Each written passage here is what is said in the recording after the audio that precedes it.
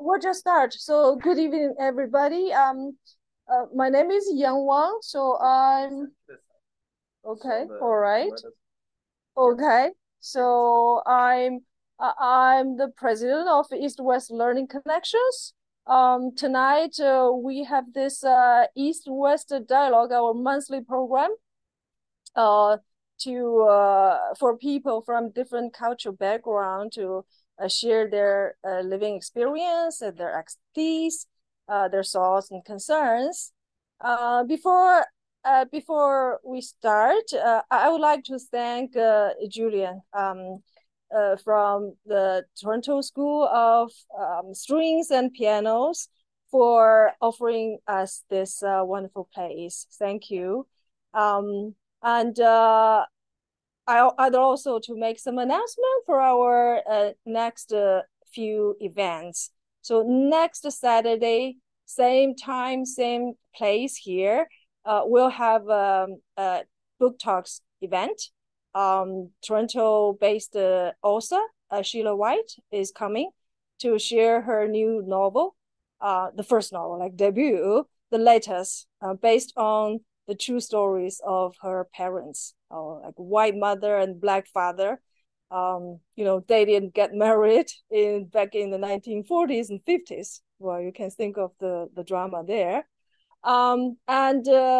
Next Wednesday, we'll have the last session of Reading for Culture, our English literature lecture, facilitated by Professor Emma Ghost, talking about English, how English evolved.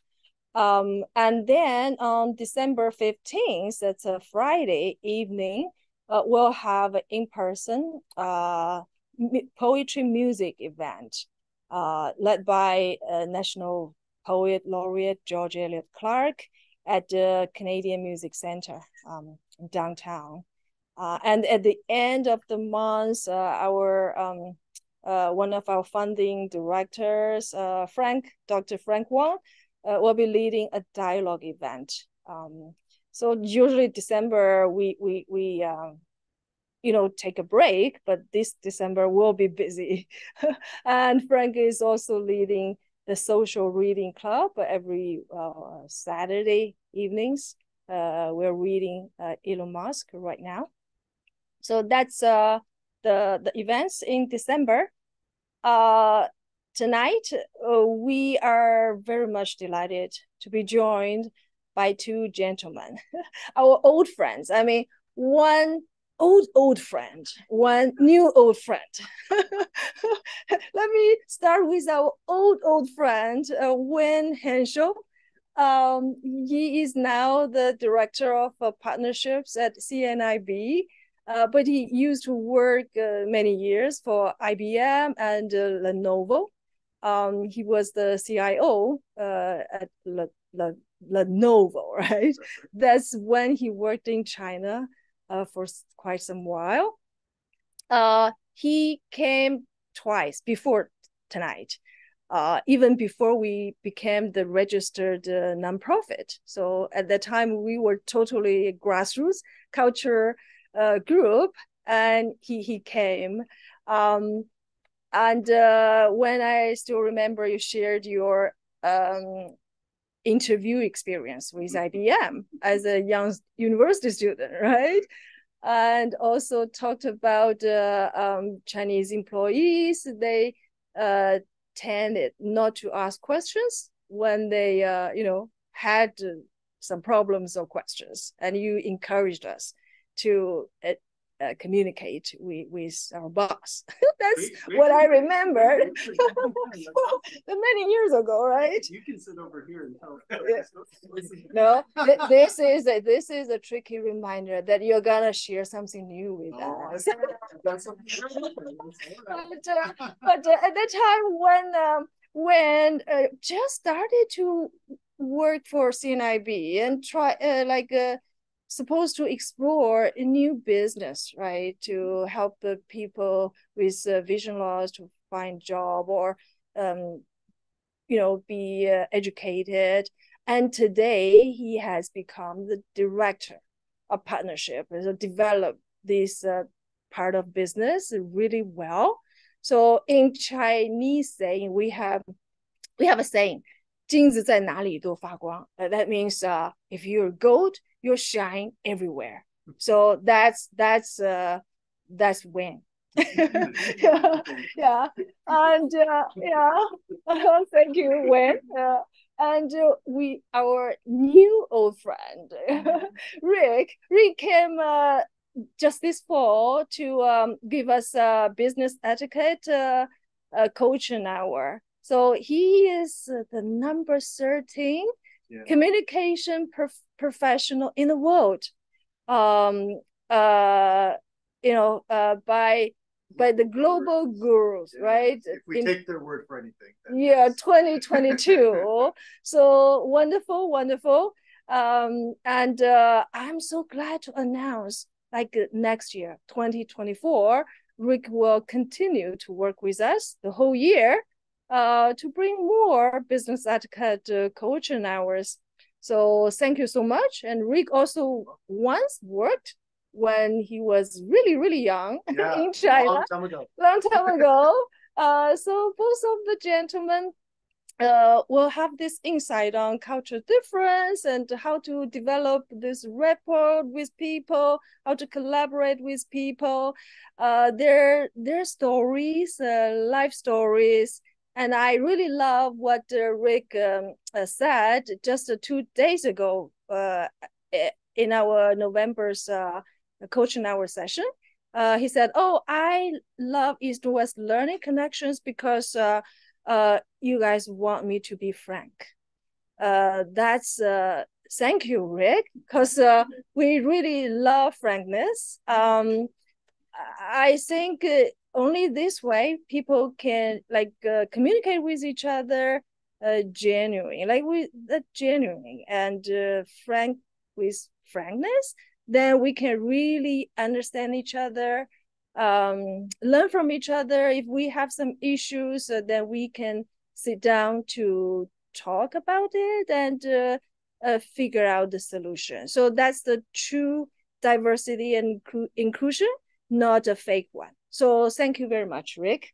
Yeah. So, and I'm sure you guys will do some more introduction of yourself. I just give it to you. Okay, so how about we start with Ric?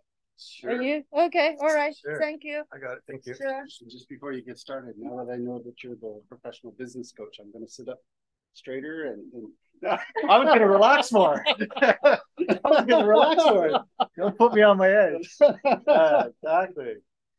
No, what I will start with a little bit more about myself, just so you know where my ideas come from. So many years ago, from 1998 to 2000, I taught English in China. At that time, I went with a nonprofit to send teachers to the countryside. So if I wanted to go make money, I would have went to Japan or Korea, even Taiwan at that point, maybe. But China, you didn't go there for money, you went there for the experience. And I could have gone to Beijing or Shanghai, but I didn't. I went with this nonprofit and I went to the countryside. And the goal of the nonprofit was to put the teachers, foreign teachers, where they normally wouldn't be able to be placed at colleges because you couldn't afford them. And so I guess I really wanted that experience. And I believe there's a Chinese saying, which is almost a curse, which says, be careful what you wish for, you just might get it. And, you know, I wanted to be immersed in Chinese culture. And so I chose that path. And so it was myself and there was a British lady. We were the only two foreigners in this town. The city is Tongren in Guizhou province. So at that time, Guizhou was just opening up to foreigners, just opening up. I'm sure now it's still fairly close compared to the rest, but it was just opening up. So I remember my first year teaching there, there was one shop in town that sold a handful of Western products like Tang, Oreo cookies, a few things like that. So that just gives you a sense of the extreme lifestyle change that I took on. I kind of jokingly say I was camping for 2 years, but of course it wasn't like that. But actually the progress, it just in 2 years was amazing. So my first year, there was no telephone at my location, my flat. I had to go to the post office and spend half of my monthly salary to call Canada for 5 minutes. But by the second year, I had a phone in my flat.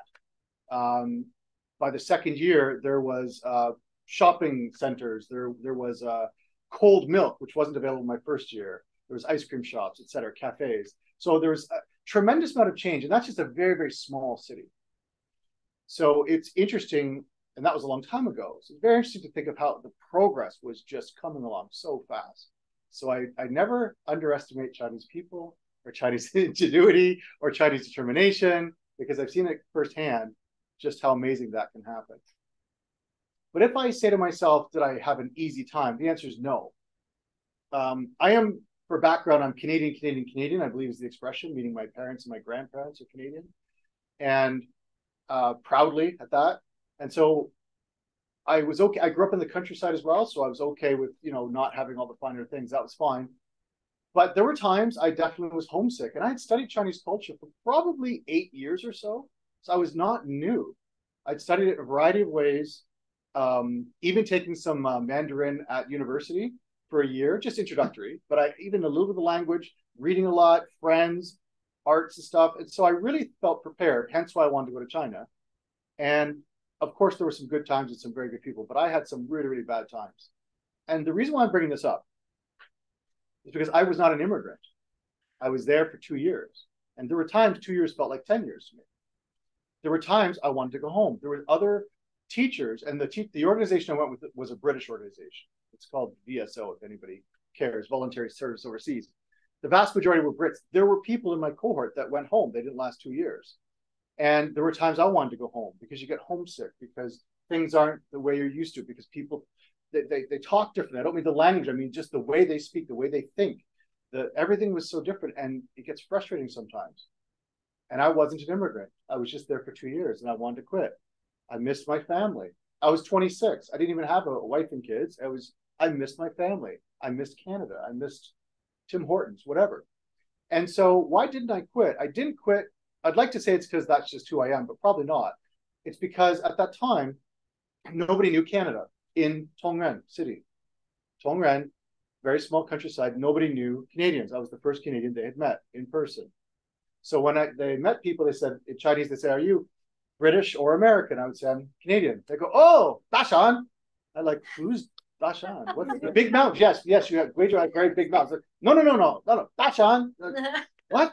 And so I had no idea who they were talking about. So for those of you laughing, Dashan was this Chinese name of a big Canadian guy from Calgary or something that was a famous English teacher there because he spoke fluent Chinese. He was Canadian. So he was well known, had a fantastic reputation. And the other thing they knew about, oh, Canada, Betuan, yeah. Betuan. I'm like, what are you saying?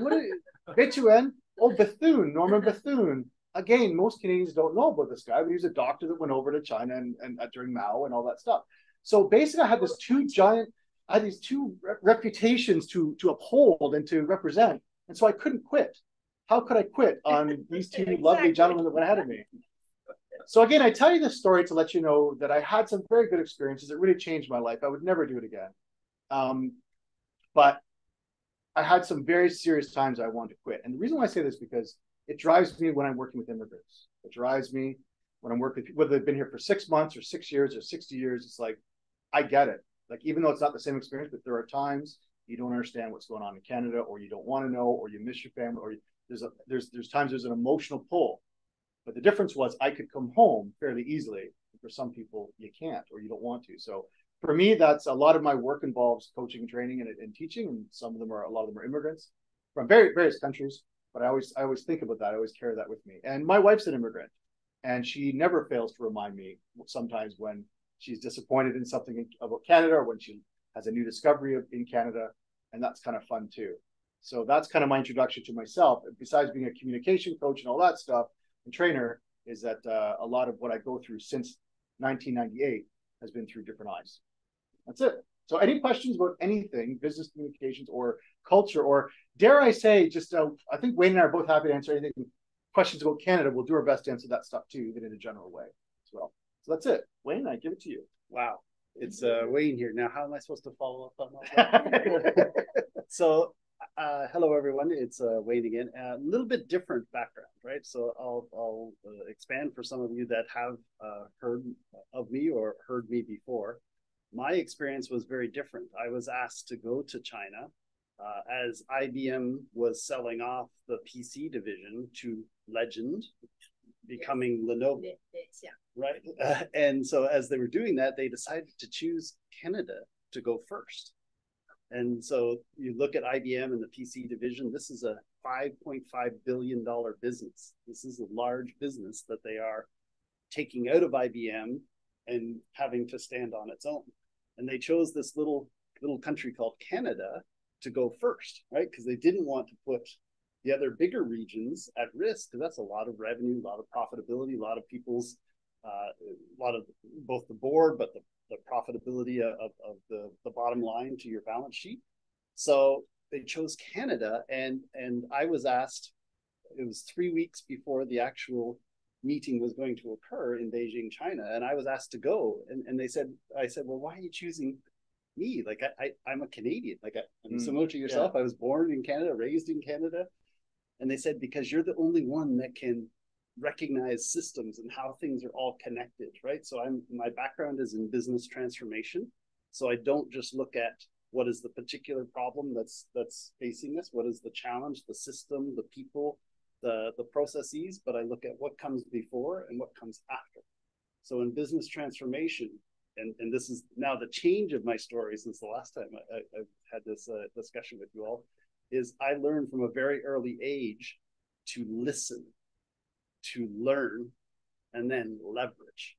And so the theme of what I will share with us here tonight is my own personal beliefs and my own personal approach to engaging in different cultures, engaging with different people, engaging with different systems, because no one can know all the answers, right? And that's the challenge as you're going out there. Everyone has this assumption, oh, Wayne, you work for IBM and Lenovo, you must be so smart, and I'm going, I'm no smarter than the next person, but we each have our different skills, our different passions, the things that we enjoy doing each and every day, and how do we harness those passions to then go out and tackle that challenge, that find a new way to solve it. And I say that with you all, many of you in the room here, but maybe not those that are online, saw me as I came in. I am similar to another individual in this room.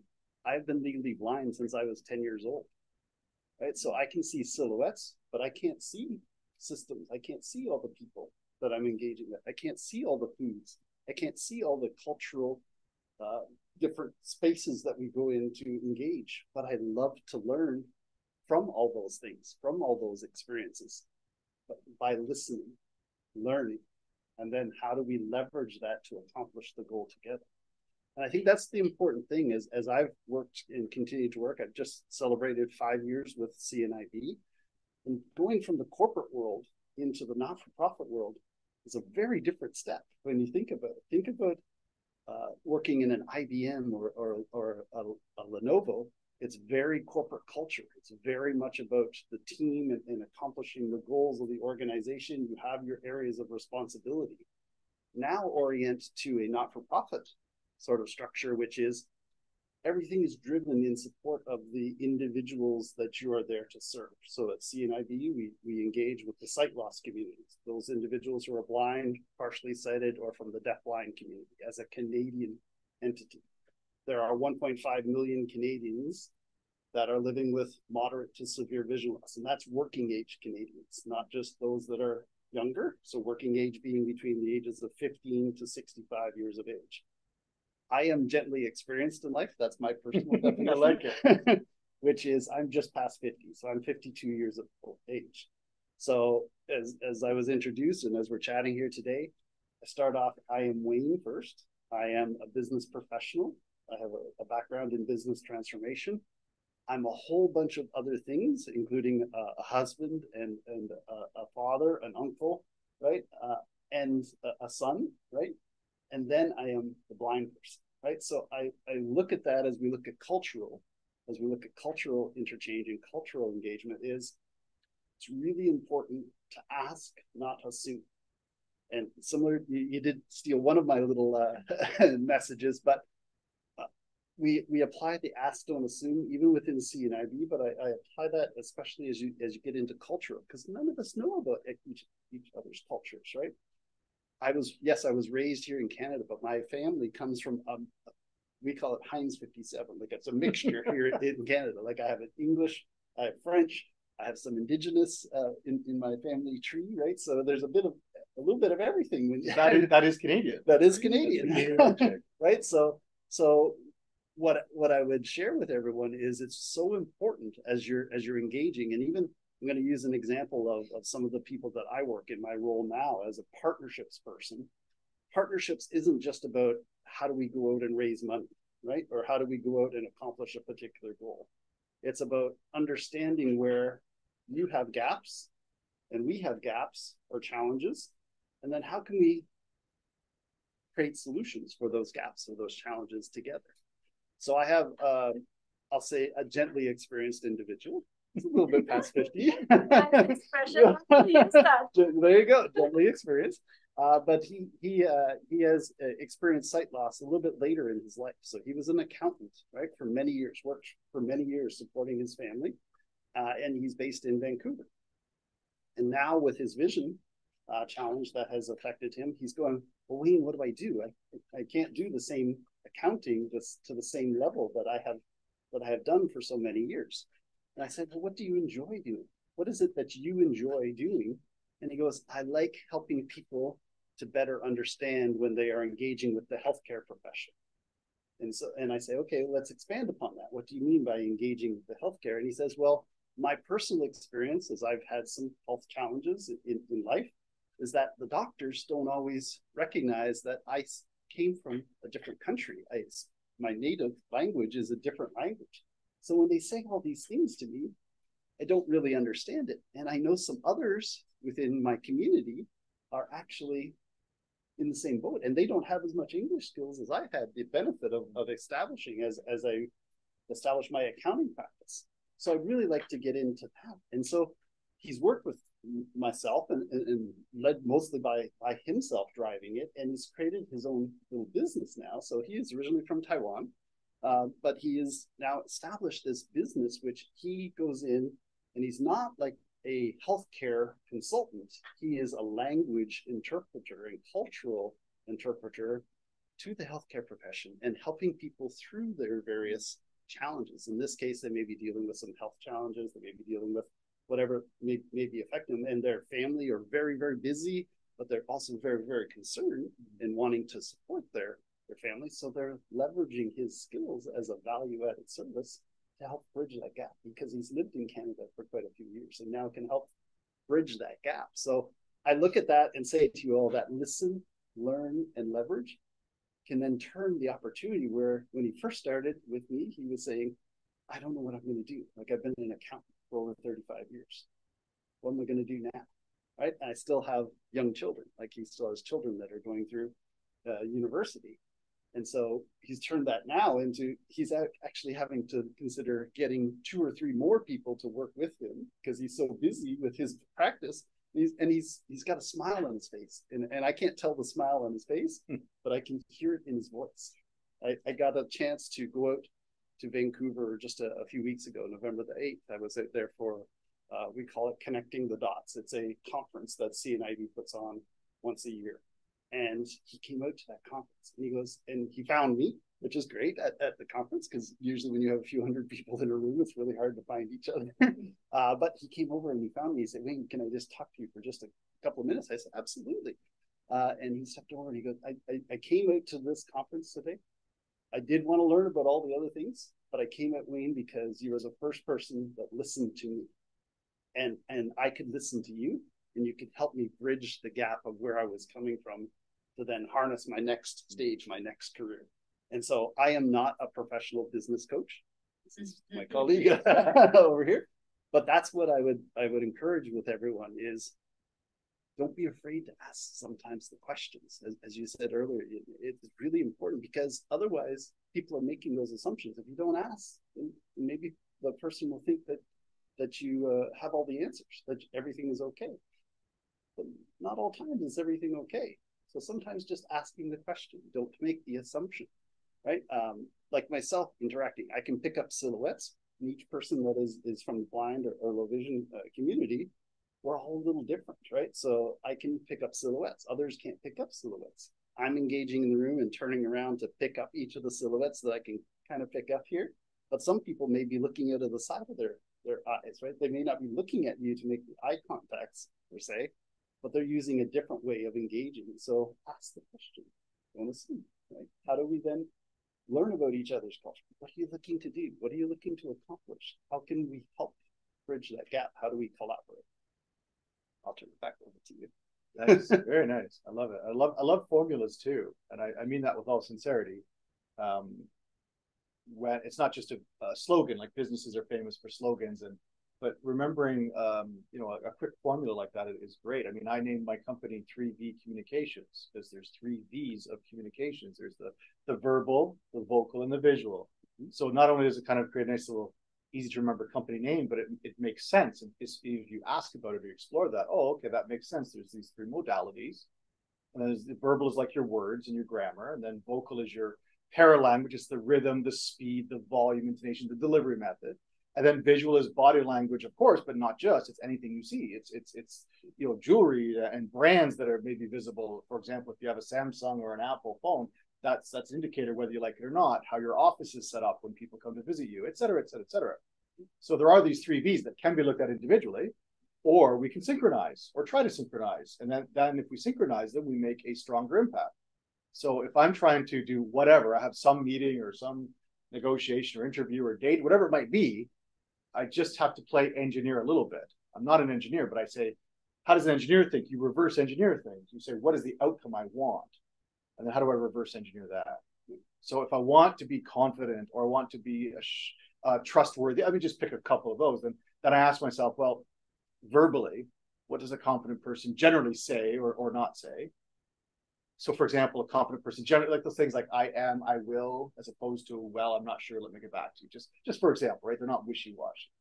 Okay, so vocally, a confident person, let me see here. Well, they can't speak too quiet like the mouse because nobody respects them. And you can't speak too loud because then people really hate that. So it's like, okay, medium voice, medium volume, that's reasonable. Then visually, it's like, okay, well, again, what is the stereotypical body language of whoever we think of someone as a leader or charismatic or confident, whatever. And then, you know, in this culture, it's you know, as Wayne mentioned, it's posture earlier and you know, certain hand gestures and all this other stuff, right? And so if I wouldn't want to be sitting on my hands, I wouldn't want to be like rocking in my chair or kind of be wringing my fingers, all the things that might indicate nervousness. So that's just a quick little example of how I can use that as a tool to kind of set up for some important meeting. And the more I practice it, the better I get at it. But I love formulas. It makes sense to me. It's not just easier to teach people, but for me, it's like, give me 3 things and I'll remember it. Give me 10. I'm not going to remember it, right? So to me, that's a very good way to not just to learn, but also to apply something. So I love your example, Wayne. It's fantastic. I think just to pick up on what you're saying, and I heard a little bit earlier about you gave some coaching around business communication, right? In emails. And I've always been a big believer in the rule of 3. And yes, I have I have a methodology in my mind, but I'm a simple person at the end of the day. I always say to everyone, I'm a very simple, logical. I'm very high integrity. I very much put my word as being who I am. There's many things in life that can be taken from you or broken or other things, but your word, who you are, and I call it standing tall. How do I stand tall? Right? Whether it's been a hard day or it's been a hard week or hard month or things didn't go so well today, whatever the case may be, but how can I stand tall? How can I find my center? How do I then build from that center? Because all the things that go around around us are not always within our control. We cannot control everything that's going on in our life. So when I come back to the business communications, I've been one of those individuals. I believe someone in the audience here spoke about, I give them everything. I write like almost like a book, like a mini novel. And I've been, man, your emails are really long. And I'm going, but I broke them up for you. I broke them up into 1, 2, 3 things, but I gave you all the details that we can work against that because that helps me to orient. So once they learn, oh, why does Wayne go 1, 2, 3 in his emails? It's not just because he's using assistive technology and other things. It's so that we can be on the same page. We may not be able to do all 3 things at once, but if we can tackle number 1, then we know that we have to still work on number 2 and number 3. If I give you 15 things on that list, well, how do we start? How do we, because it's about starting. It's not just about, well, I can't do all these things, so I just give up. Let's start with something that we can manage, right? And then sometimes it's just having that initial conversation, right? How do we open up the lines of communication so that it's not just us sitting in a room and two people talking. This is my bridge now to everyone else here. I'm going to say now's the time for you folks to come back into us, because it's a continual journey. And I do have some sayings. I do. I love your acronyms, because I have my own company as I was going through career transitions, and that my company was called Pints. So Pint, P-I-N-T-S, Pints. And it stands for Pangea Innovative New Thought Solutions. And everyone goes, what? I prefer the beer on that. but I chose, so I chose pints, and exactly, you got it. Yeah. It's pint size. So I have a near organic. So I like to grow things. I like to work in the garden. Many people don't realize that. You're a technology guy. What do you mean work in the garden? But I love, again, how do I stand tall? How do I be true to myself? I grew up in rural Ontario, and I grew up on a farm. And my roots are where I go back to all the time. So if I'm having a stressful time, I need to go back and visit my home. I need to go back and reground myself, right? So that I can grow from there. So the idea behind pints, short from all those big words that I threw in there, was a pint size. So a pint of raspberries, a pint of carrots, a pint of blueberries, a pint of whatever herb that I might be growing. Or if I decide in my little more gently experienced portion of my life, when I truly retire, that I want to still do something that's fun, maybe I want to open up an orchard and make a brewery, like a microbrewery, right? Those types of things. So the pints will allow me to flex into whatever area that I want to go in. And Pangea, but does anyone know what Pangea means? Yeah. Pangea is one world. So when all of the world, there is from a geography standpoint, all of the continents were one at one point in time. That was called Pangea. And in the future, it's many billions of years from now, they're saying all the continents are going to collide again and become Pangea again. Yeah. So my partner, Laura, who came out with me here tonight and walked me in, her first company was called Pangea, right? So it's tying into who I am. It's tying into who I want to be for the future. And it gives me a cool story to say, well, what's PINT stand for? Sure. All right. I think I just wanted to see if there's any questions either from the audience or online. We don't want to ignore the online people if they're still there, because Wayne and I could talk for several days just about. No, obviously, like so. If there's any particular questions, we're happy to answer them. Maybe about culture or about communication or about business, or anything else. I mean, we'll try. So, we're at your service. Nope, not so far. Okay, so if anybody online has a question, please put it in the chat. In the meantime, from the audience here, does anybody have a question, a specific question? So let me ask a question. Yes. Yeah, fine. I'm very interested in power of speech, how dynamics, where you position yourself to get power, or your power to get a certain position in terms of get impact. Some people, I may guess it's putting human psychology in it, how people perceive your message. Right. Yeah. Some people are really low-key kind of person, right. Weak message, strong opinion, weakly hold. Some people are opposite. Sometimes I just cannot simply just agree with the books they write, just so proposing, because traditional method has also power too. Right. Just want to get your thoughts about that. I'll start. Yeah, since you're looking at me. Glad you could tell that. Yeah, I know. I'll help you out, Wayne. No worries. I'll let you know. Yeah. But no, it's a great question. Thank you. So the question is basically about power speaking or power presence or executive presence. These are kind of popular topics in the business world, and so there is no one way. is what I would say. Yeah. I mean, you can go, as you said, you can go to one expert, whether it's online or a book or a podcast. Here's the top 3 or top 5 things to do. You go to someone else, here's the top 10, and someone else, maybe from 10 years ago, actually makes more sense than something that somebody wrote a week ago. So at some point, it's gonna resonate with you. So this is the key, okay? So you're gonna read, let's say 5 or 6 or 10 different articles or YouTube experts or whoever, and Wayne and myself tonight. But at some point, a few things are going to resonate with you. A few things are going to overlap. They're going to make sense to you. You're like, yeah, that makes sense to me. That fits my world vision. And that's something I can do. And then it's more attractive to you. By attractive, like a magnet. Yeah. Right? And then it's easier for you to tackle because you're like, yeah, that's something I should do. So this is kind of how it happens. What I'm trying to say is that a shy person, so-called introverted, can be a very powerful speaker. So we can't just say the North American idea of be loud is the only way to do it. Of course not. Of course not. It depends on a lot of things, right? Yeah. Is there generalities about use your voice this way in body language? Yes, there are. If you're working in Canada or North American audience, is it good to know that? Yes, it's good. It's good. I gave an example the other day. I was teaching a class for entrepreneurs, and there was one Japanese lady. This was an online class, and so I picked on her because she's one person by herself. So I said, "Oh, I'm Kyoko. I'm going to pick on you." I said, "So in Japan, tell me about the body language, right?" And for those of you that may have experience with Japanese people, the body language is extremely tight. It's like a mummy wrapped up, right?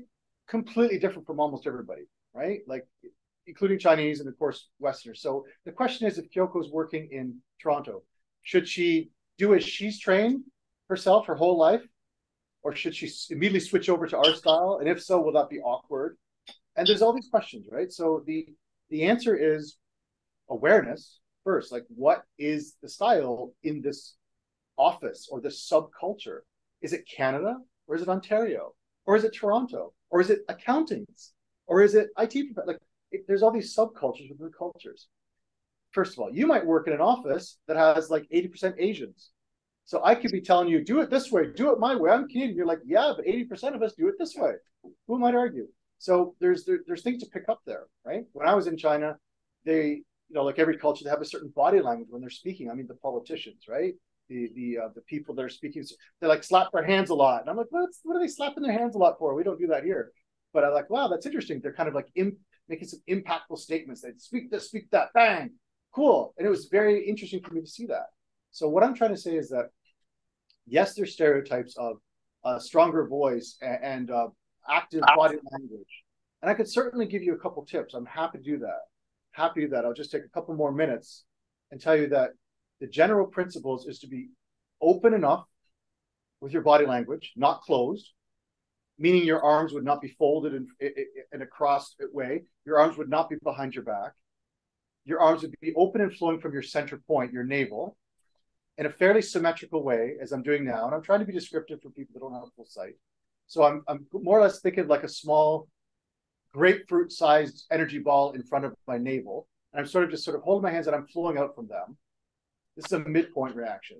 And so generally speaking, I'll have symmetrical flowing gestures, and I'll do that as I'm speaking, okay? I'm not going to go with my arms very high up because this triggers in people ecstatic behavior or crazy behavior. And I'm not going to have my hands really, really low, like sitting on them or in my pockets, because my shoulders will hunch and my lungs will start to collapse slightly and my voice will start to go down a bit. And you won't feel any enthusiasm or confidence in what I'm saying.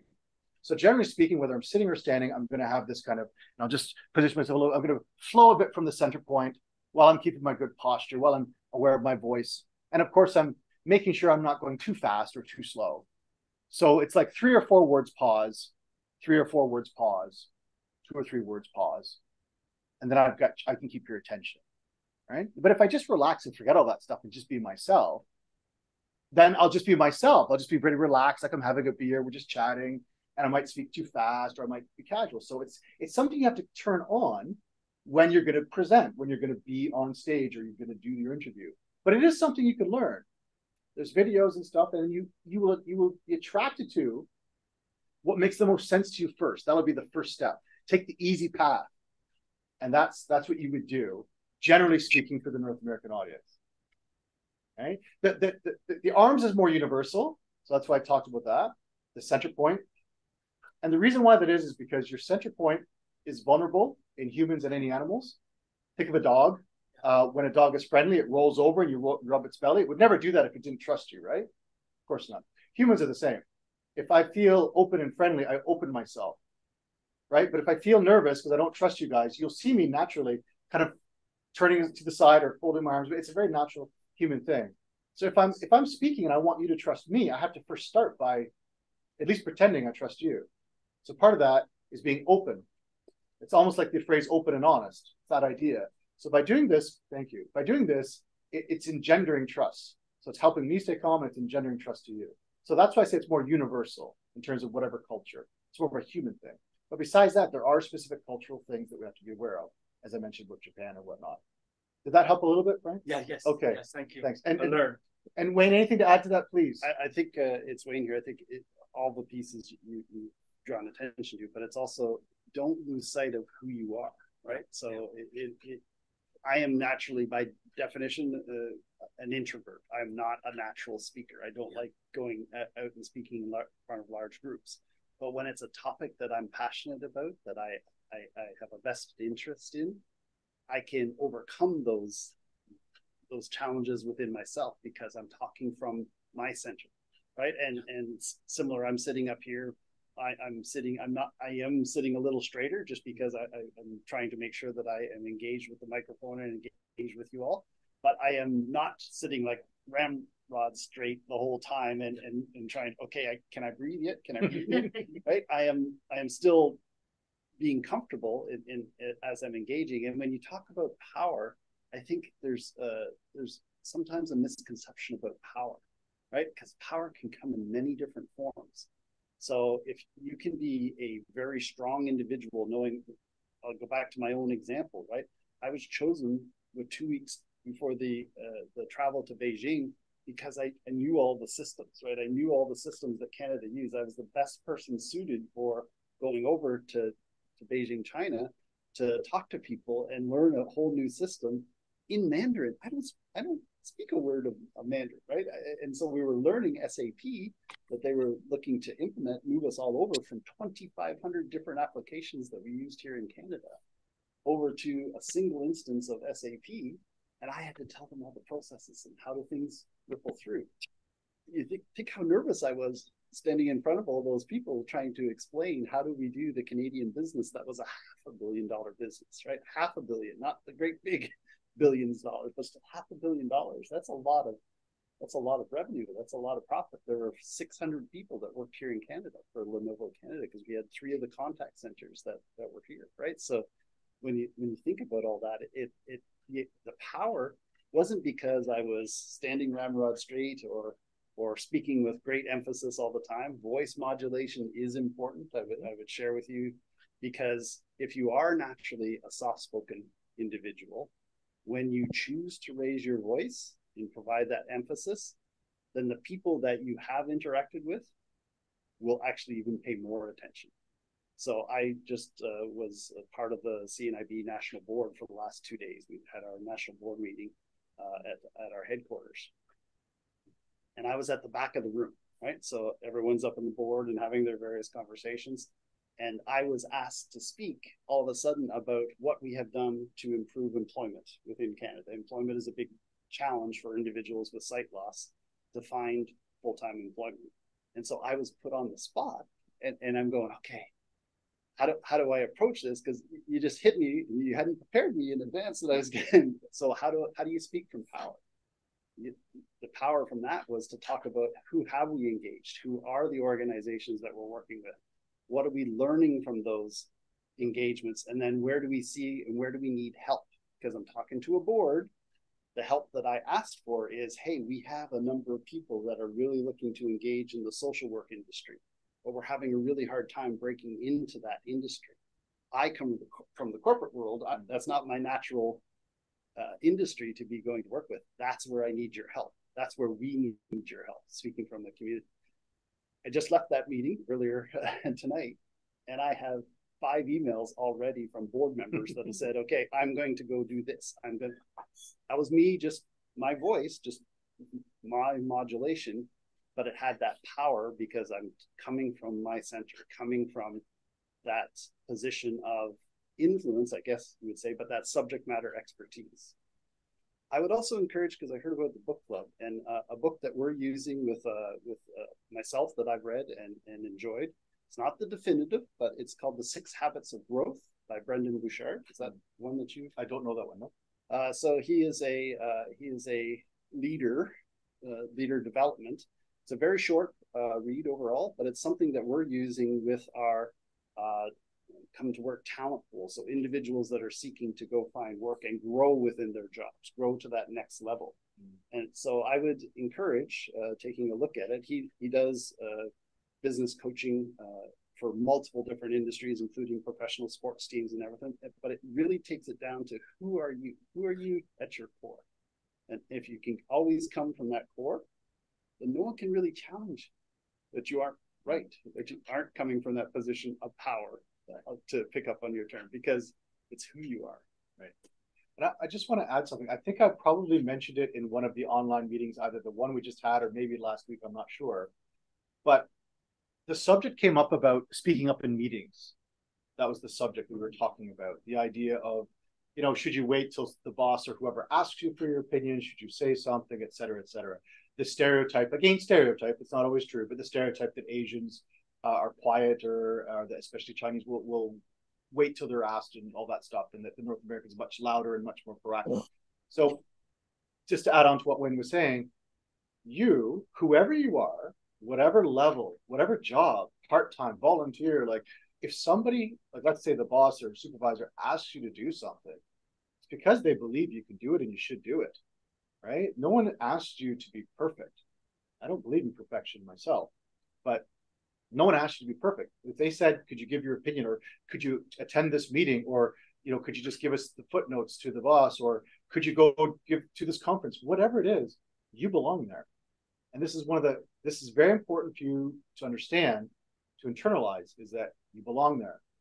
Whatever level of expertise, whatever level of knowledge, you belong there. So yes, you have not only the right, but the expectation to say something, at least something. So some people, they say, and again, maybe cultural, they say something like, I'm shy. But is it really that they're shy, like literally, or is it that it's a cultural thing that says that I'm not going to speak out yet? And I believe it's cultural more than anything, because a lot of them are not shy. So just try to remember you belong there. I think that's the best way. And people like myself that you might see, whatever, teaching in front of a classroom as if I've been doing it for 100 years and going to this and that. It's because I believe I belong there. It's not because I believe I'm perfect or that everything I'm saying is completely right. It's that I believe I have warranted enough knowledge and experience to stand in front and teach whatever subject. Or else I wouldn't do that subject. If someone said, can you teach this? I'm like, no, I really don't want to. I'm not comfortable, right? If I say yes, it's because I'm good. But I never expect myself to be perfect. I never have any problems with somebody challenging me. It's welcome. But I'm not going to be shy. So please try to remember that, whatever position, don't let a previous culture or I shouldn't say previous culture, a culture trump another culture that may affect your employment or your ability to stand out and be noticed. And to add on, I would say a lot of my experience has been is from different cultures. Sometimes people will just say, yeah, it was fine. Like you went to that conference. Yeah, it was fine. And I'm going, well, I can't do anything with fine. Like, what can you do with fine? Right. So the expectation, I go back to my rule of 3. Whenever I go to do something, what are 3 things that I observed, that I experienced? And yes, the first one could be, it was fine. Fine would normally mean to me as a business leader within North America kind of background and culture, fine to me would mean, well, we shouldn't go again because it was just fine. Right. So if we think it was something that is of potential interest, I'm waiting to hear those 2 or 3 things of, by the way, we managed to connect with the social work. I'm using my example, the social work industry that we have not been able. Wait a minute, I'll go to more of those board meetings or those industry collaborations if I'm able to open the door into more of those areas that we are needing to leverage, that we are needing to grow. And I learned that by Frank telling me that this conference was worthwhile, wasn't just fine. Right. Nice. Okay. Thank you. And any other questions, folks? We're not too shy up here, so we're pretty comfortable. We're pretty comfortable. Yeah. You brought to mind I was born and raised here in Canada. My parents were born and raised. But there's that cultural thing of the Orientals, right? And you learn your place in the family. And that sort of translates down through your work and your careers and everything. So that there's a hierarchy kind of thing. But you sort of have to take that in consideration, but it can't rule you. And so I was treated as third child. So I learned from my two siblings to be quiet. Like, don't speak unless you're spoken to. And then when you do, you have to, you know, be polite and all this sort of stuff. And so I was the one that used to hide behind my mom's skirt. So when we were introduced, I would be the one that would scurry behind. And then they would have to pull me out. And so sometimes when I'm in a situation, I sort of get that feeling again. Right. And I think, no, you know, you're in a position of leadership, or like if I'm in the classroom, that I'm supposed to be try to guide these people through whatever it is that they're supposed to do. Right. And so I have to work against that.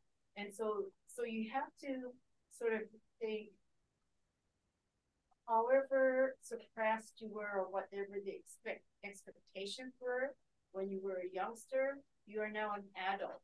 And so you have to work around that and get away. So I think that's the whole thing. Like if I attend like all these different opportunities of learning, then you can I can put myself into, okay, where am I headed and where can I go from there? Because I'm still doing volunteer work, and there's sometimes I am in a leadership role where I have to provide that leadership and not be shocked, because other people will then hang back. And if I hang back, then that means I can't encourage people to contribute and do what they can offer. And so then the whole thing just falls apart. Right. Whereas you need their openness of ideas and everything like this to just get work done and projects, or think about projects and go forward. There's an image that I want to share with you in your mind. Think of this image. You have a lake, like an open body of water, like a calm lake. Now envision on that lake is we're in Canada, so I'm going to use loons, but I could use duck, right? We could use duck, but it could be a duck, it could be a loon, whatever it is. But the duck or the loon is on the water, and they're going along in the water. And it looks so serene. In your mind, it's kind of very serene. It's calm, right? But if we actually think about it, if we looked underneath the water just a little bit, just under the surface, that loon or that duck is paddling like mad, right? To be able to move along, because they're managing their nerves, they're managing the environment that they're in. They're worried about maybe the fish that's going to come up and catch their young ones that are there, right? So they're managing all those things that are going on around you. So no matter what background that we come from, no matter what cultural experiences that we've had through our life and experiences, what I find is it's so important to remember who we are as an individual, but also to be present, right? If you're going out and engaging in something, these learning opportunities, as you shared, if you're being present, right? You're being present. And whether you're the loudest speaker or the calmest speaker or just engaging with someone. So I'm picking up on the voice. And as I came in, you weren't the loudest speaker, but you said, hey, Wayne, there is the pole in front of you as I was coming up. I remember that presence, right? It was very much influencing and very much appreciated. You didn't make a big deal of it. You just called attention to it as an individual that was navigating. I could recognize the voice and I can just catch the silhouette.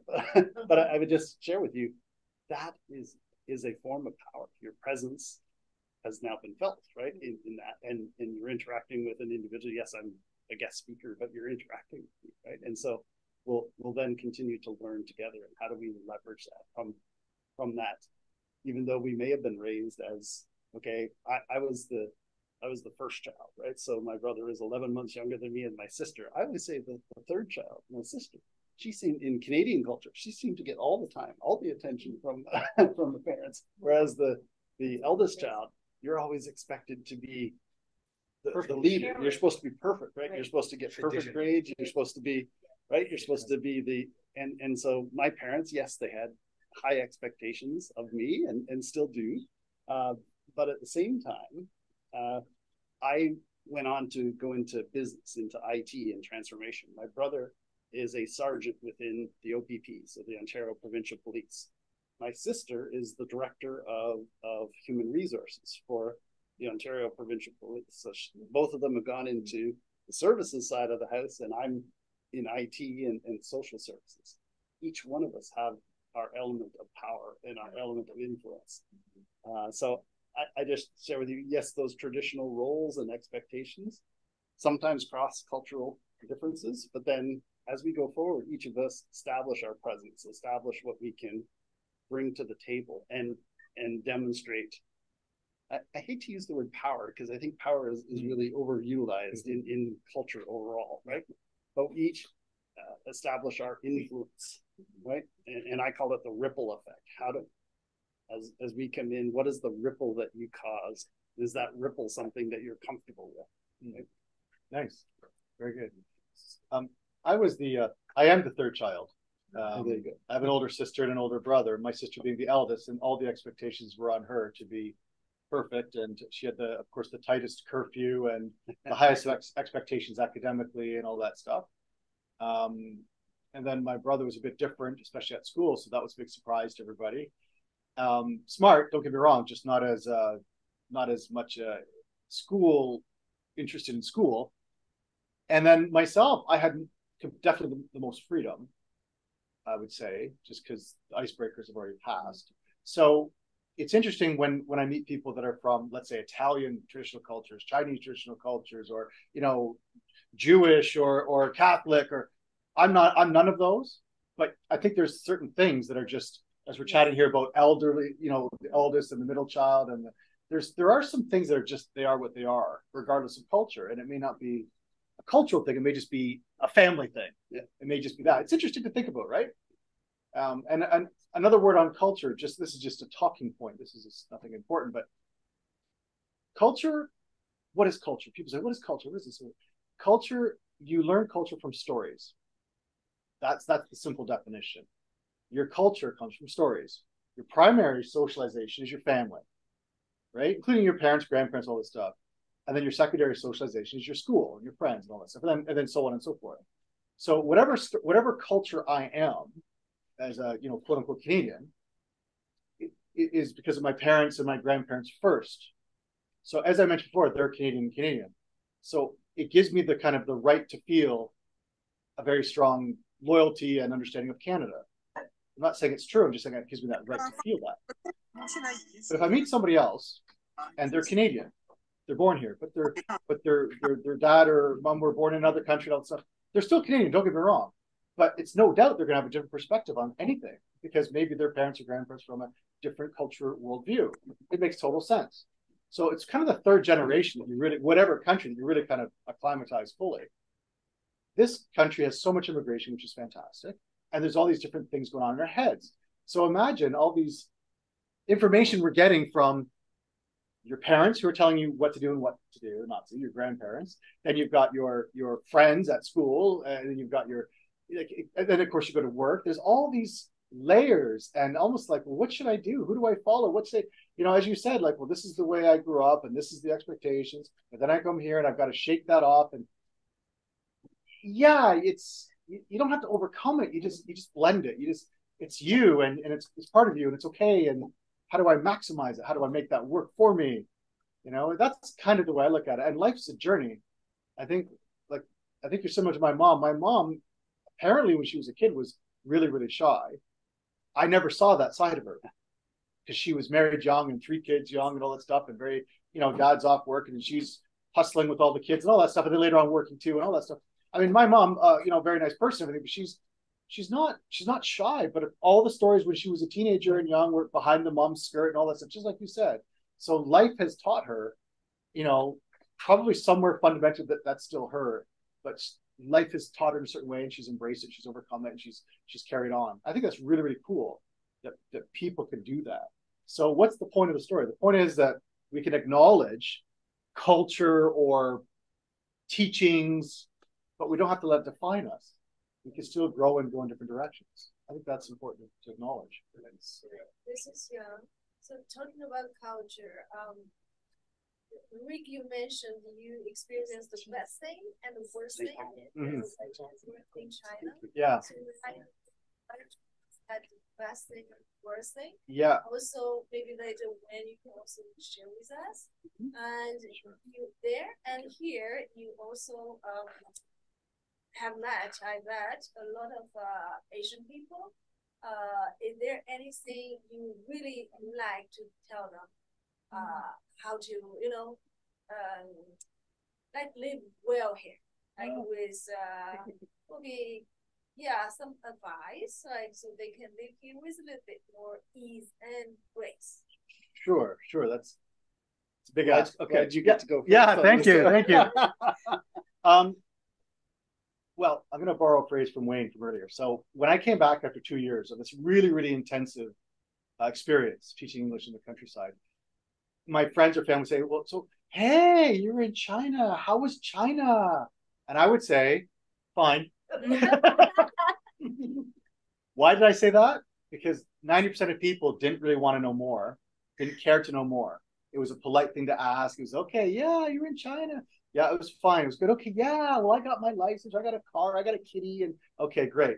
But the 10% of people that were really interested, of course, they would ask a follow-up question. And then I knew, oh, they really want to know. And then I would happy to tell that story. That's a little test I just pass on to you guys. It's something you do with different topics. If you're not sure, just give a basic answer first. If someone really wants to know, they will ask a follow-up, and then you can open up the gates.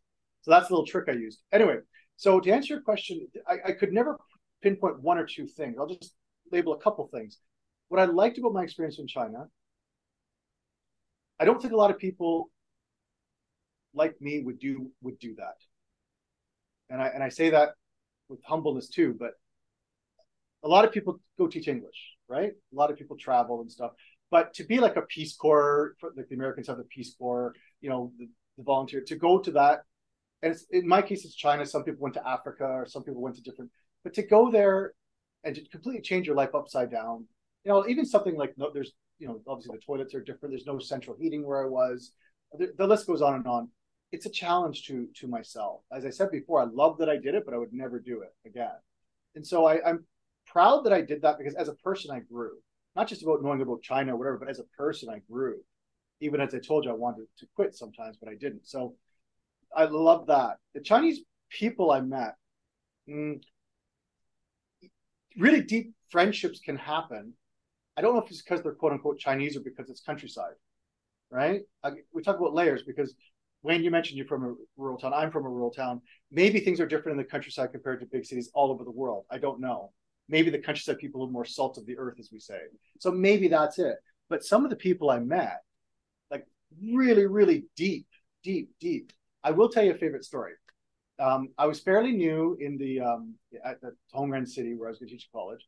And so my language level was still, I was, not that great at it. And if people spoke slowly, I was pretty good. But the post office, I had to go to the post office to mail letters home. And the post office gentleman had a Difanghua, had a very, very heavy accent. And so I couldn't understand him. So it wasn't Mandarin, it was Difanghua there. And so I was nervous to go mail my letters, because if I got that guy, he was so friendly. He wanted to chat with me and ask me all these questions. And I was embarrassed because I couldn't follow him, right? And so one day I was feeling a little bit shy about that. And so my new friend, his name's Yang Guozhong, and he just happened to meet him, and we were friends. And I said, look, he's going to go to town. I said, do me a favor. Could you mail this couple letters for me to Canada, because I want to mail them, and I'm just shy this day because this guy, wants to chat. Okay, sure. So him and his girlfriend, he's like, no problem. We're going to go there anyway. I said, okay. And I gave him whatever money. I don't know how much it's going to be, right? Because it's international. So I gave him whatever it was, 20 something. Like, here, take some money. I said, you know what? And, take the change, whatever it is, buy you and your girlfriend an ice cream. Like, I don't want, thank you so much for doing me a big, big favor. He's like, yeah, no problem at all. Like, thank you, no problem. Anyway, a couple of days later, I saw him again. And of course, it's like, hey, how you doing? And, oh, yeah, did you know about it? Yeah, I'm not delighted. Here's the change. And I said to him, I said, you don't have to give me change. I told you, like, buy an ice cream or something. Like, thank you so much. Why are you giving me change?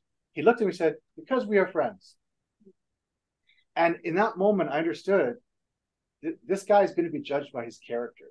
He's not going to be judged because the foreigners, who are all perceived rich, and we were not rich, we were on a nonprofit salary, but he was not going to be that guy that's seen as someone like hanging on for scraps. He was like, because we're friends, and that integrity just was boom. And this is a countryside English teacher guy, nobody famous, not a politician. Man, we became the best of friends so fast, so fast. So I would say that's one of my favorite stories about this particular individual in this city.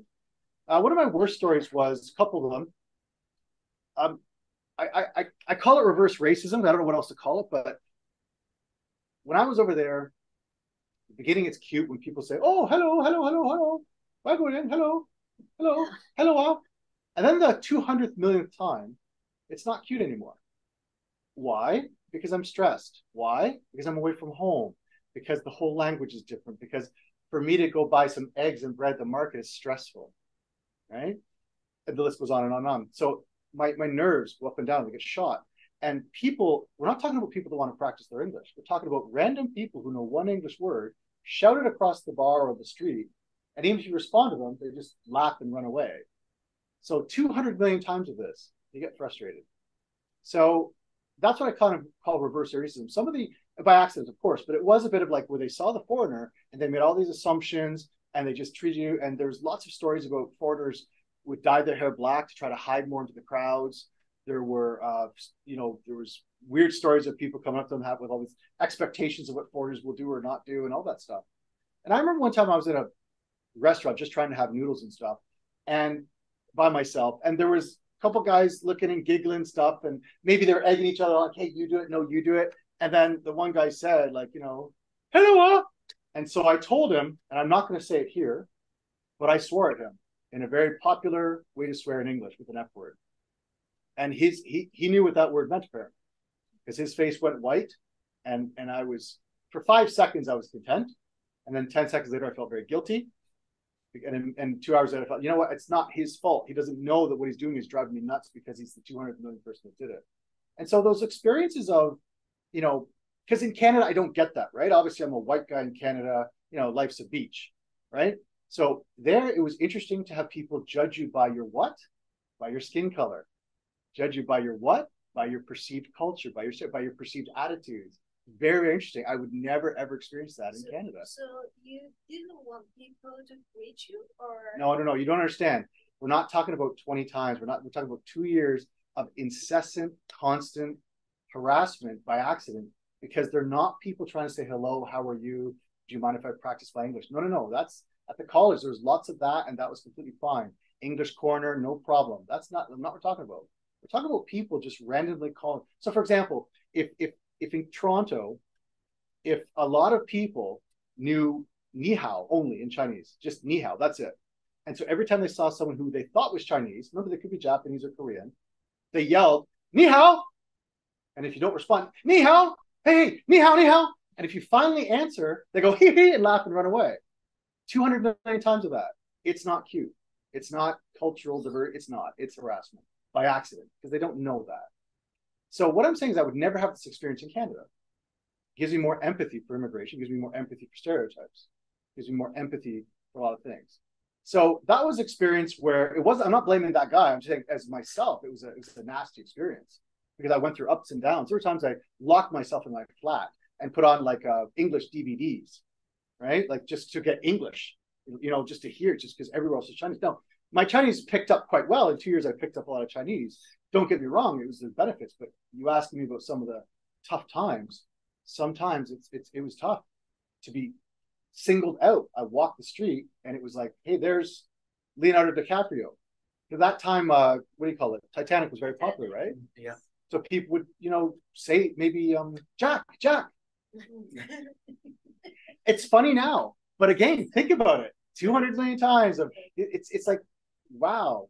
So like I said, there were some trying times as well. I'm glad I did it, and I would never do it again. it's better to review that you be No, it's part of the Wayne here. experience. It's part of the experience. I would ahead, just to add on. So each of us have our own experiences, right? So so I'm not discounting your experiences or anyone else's in the room or online. What I would say is similar to what I shared earlier. It's about being intentional, right? So if you're saying hello and someone responds, make sure that you carry on the conversation, right? Because if you're just saying hello and then walking away, it's like, well, what's going on? Harassment. Not harassment, but it's like, harassment. Is it like, did I misunderstand what they were trying to engage? And I would spend 3 weeks out of a month in Beijing, right? And I did that for 3 years. So it was a long time, right? I'd come back to my family for a week, and then I'd be gone again for 3 weeks, right? As we worked on these projects, because we deployed the systems all across all of the countries that Lenovo was now taking on, 46 different countries, right? Or regions that make up the Lenovo brand. The challenge that I would have in this is that intentional engagement. Now, the hard part that I found is as we would be explaining the various systems or the processes or the customers, and then everyone would switch over to another language, and they would spend like 15 minutes, and I'm up there at the front of the room going, I don't know what you're talking about. Like, you're not including me. You're excluding me. Now, I understand that English is my only language, a little bit of French, a little bit of a few other languages, and mostly not enough to carry on a good conversation. So I wouldn't try and practice it very much, right? But that 15 minutes of kind of talking off to the side, but you left me up there at the front of the room. Should I go sit down? Should I stay here at the front of the room? Like how do we, okay, no one even said to me, hey, we're going to have a side conversation to make sure that everyone is understanding what you have just said. It just switched into Mandarin, and I was lost, right? And so that's the struggle, and what we often have to think about on both sides. When you look at cultural exchanges, we're all trying to, wait a second, that's not my primary language. I'm going to flip that back. And did I really understand what Wayne was saying, or what Frank was saying, or whoever else, right, was saying, right? I think if we can be intentional as we go forward, as we work on our culture, as we work at collaboration, as we look at learning from each other, I think it's so important that we be mindful of, okay, if we're going to switch to another language, but the other person no, be communicative, so that I'm okay to sit here, I'll enjoy my tea. When I have a 15-minute conversation, go ahead, and then I'll re-engage, right? But if you just leave me kind of hanging, that's hard, right? And from a North American culture, I would say that, I say this with all due respect to everyone, it's almost considered rude because you are excluding me. And I'm up here, right? So whether you intended to be rude or not, but that's the consequence. The other side that I had to learn is people would fall asleep in the middle of our meetings, right? So I'm up there pitching, and I'm going, wow, it must be really boring because I got 5 people in the room of 12 that just fell asleep at the table. But what I had to learn and recognize is, hey, it's culturally acceptable to do that, and quite often they may have been working on a large project. They usually have the individuals with, and I did it there. I always train myself to not do us and them, or they. It should be we, right? It should be us, because we're working together on something. And try not to do that us and them, right? How do we together work on this? But by one of my great, now transitioning to a great story, one of my great friends that I worked with, he was a consultant, and he was working with me and learning about North American culture, and he wanted to move to Canada. Ultimately was his goal. He wanted to move with his family and start his family and grow his family here in Canada. And so he explained to me, no, yes, there might be 2 or 3 people that have fallen asleep in the room, but the other folks are part of their team, so they're taking turns. They're still engaged with you, but they are just balancing out, and it's okay. Oh, okay, then I'm good to go then. Versus I'm going, wow, what do I got to change in my presentation? I'm scratching my head.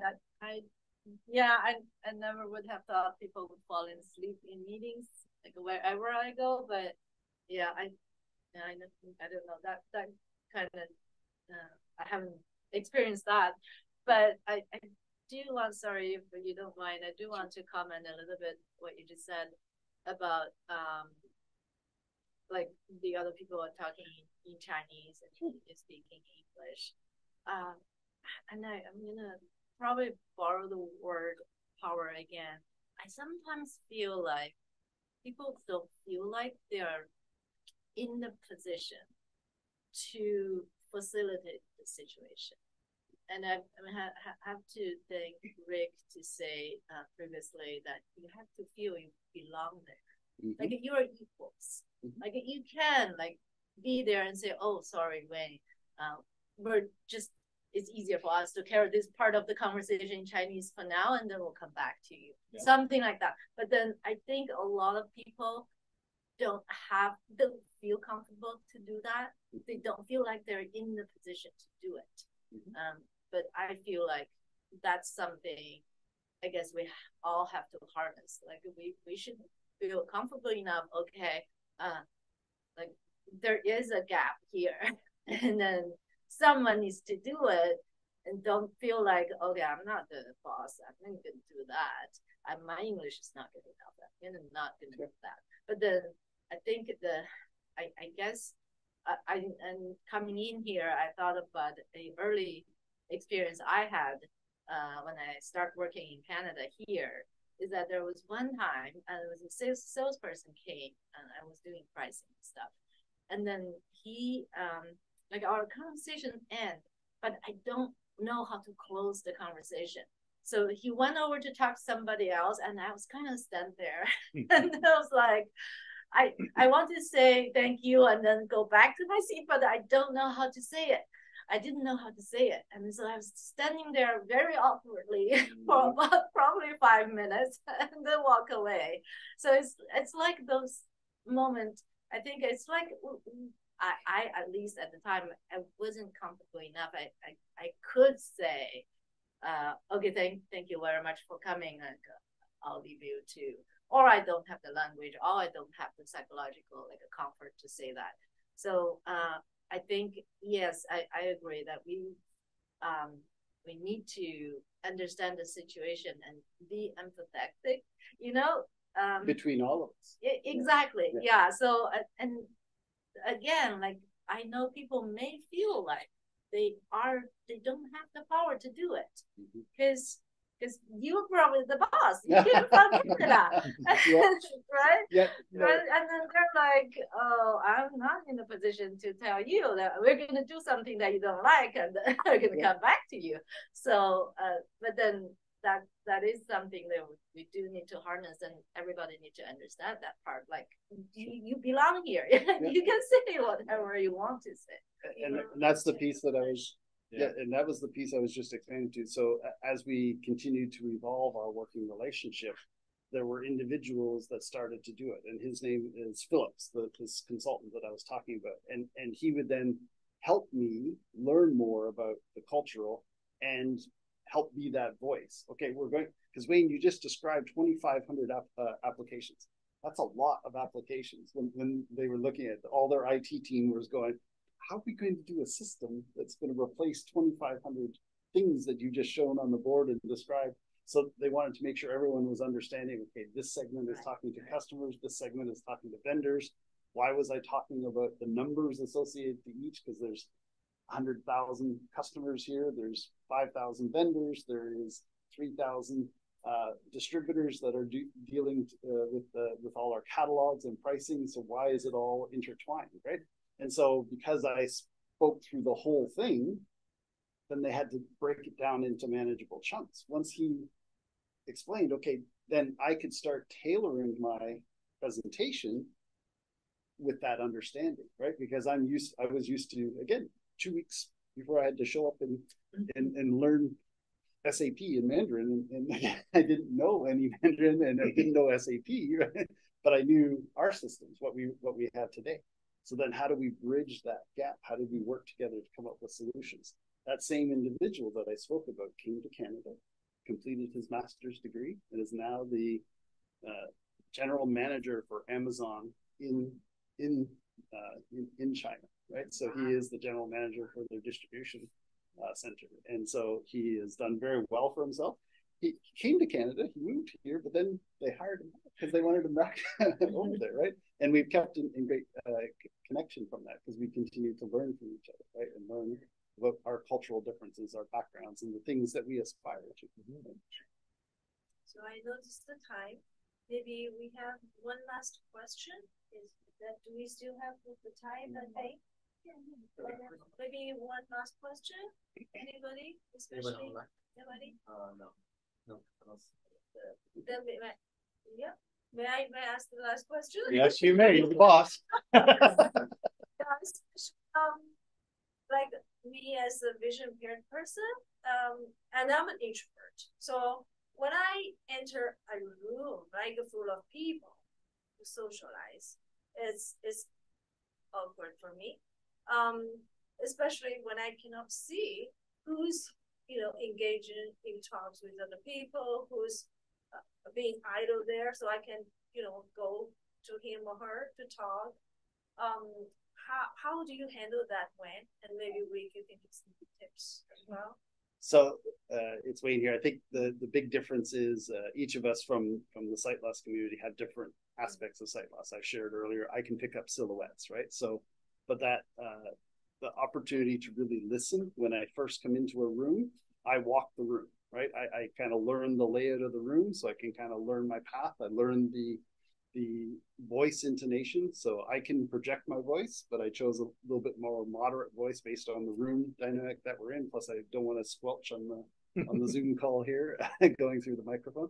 So my guidance on that would be is listen as you're coming into the room to learn kind of the acoustics and who's where, who's talking and who's having conversations. And then a piece that I would share with you that we're looking at for the future, and we spoke about AI when we first came in the future of AI. Wouldn't it be great? Won't it be great? Because our smartphones, I'm holding up my iPhone, and by the way, because I do still work with the Lenovo team that do not use the Apple products, I have an Android in my coat pocket just in case. But won't it be nice when this phone, as I come in here, working with maybe a pair of glasses that I would wear, says, hey, Frank is over there. Eric is over there. There are 3 paces away from you, so that you can know. So the AI now is getting to the point where they call it mixed reality. So as I come into a space and I want to make sure that I'm able to interact, that I'm going to be able to pick up on that. It's not going to give me sight, as you said earlier. I'm not going to have, at this point in time, a replacement for my eye challenge, but it's going to give me the context of the room. They have it today already, where a contractor can come into a room and they hold up their phone and it goes around and it takes the measurements and the dimensions of the room. Yeah. So they can then feed that into a proposal into how much materials am I going to need to do this work, and then they just work on what are the nuances that the customer wants from me.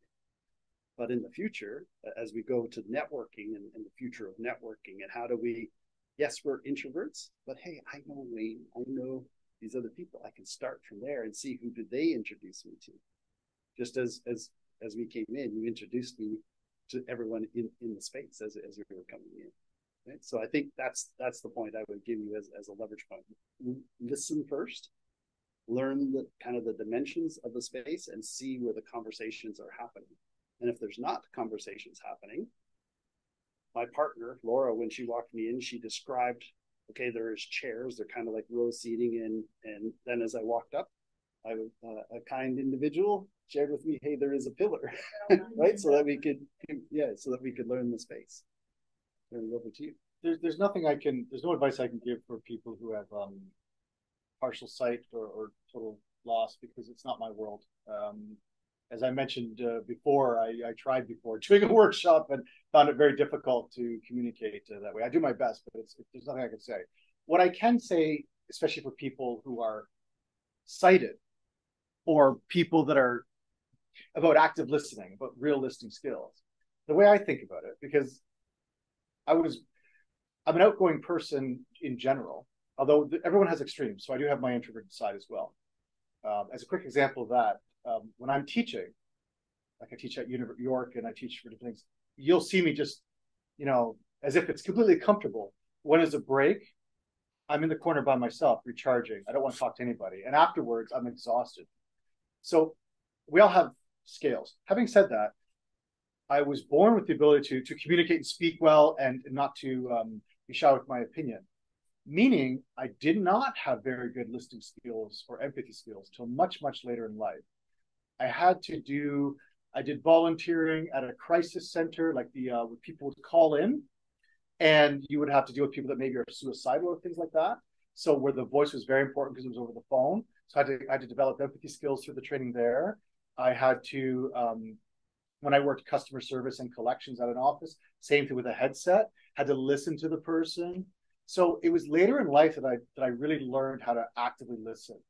And so what I would say to anybody who's interested in that skill is that there's always two conversations going on at once. There's what's being said. Hi, how are you? Fine, thanks. How's your weekend? Pretty good, this and that.